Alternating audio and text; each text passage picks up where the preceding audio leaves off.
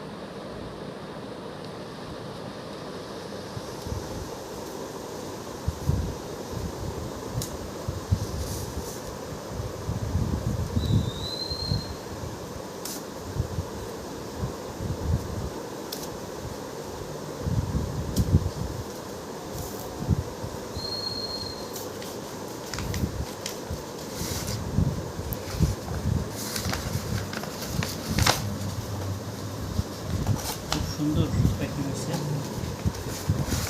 Original নকশা।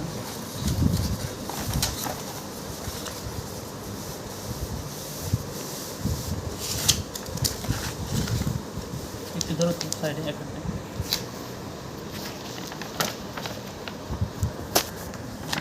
এই যে দেখেন,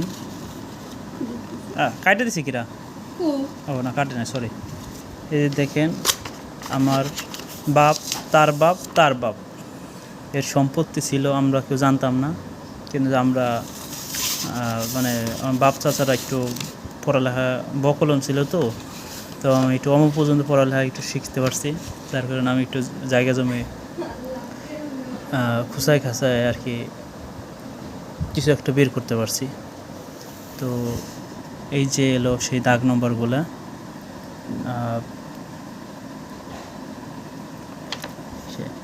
1200,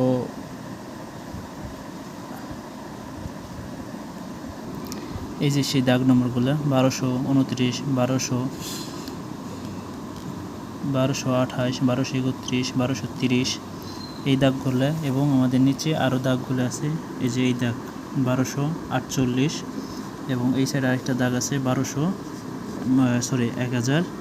এই দাগগুলো আমাদের, যা নাকি কোটি কোটি টাকার সম্পত্তি। কিন্তু আমরা মানে জানতাম না, শুধু আমার মানে জানতো যে আমার আব্বুর দাদা, ওনার পৈতৃক সম্পত্তি হিসাবে 1229, এই যে 30% জায়গা আছে, এই শতাংশ জায়গা পাবে। পরবর্তীতে আমরা ওনার খতিয়ান নাম্বার খুঁজে দেখি যে ওনার নামে 2টা খতিয়ান হয়েছে। একটা হলো ক্রয় সূত্রে খতিয়ান, এবং বংশ পরম্পরায় যে জমিটুক পাচ্ছে সেই জমির আরেকটা খতিয়ান। তো আলহামদুলিল্লাহ, আমরা যদি পাই তাহলে আমরা এক একজন মোটামুটি কোটিপতি হয়ে যাবো ইনশাল্লাহ।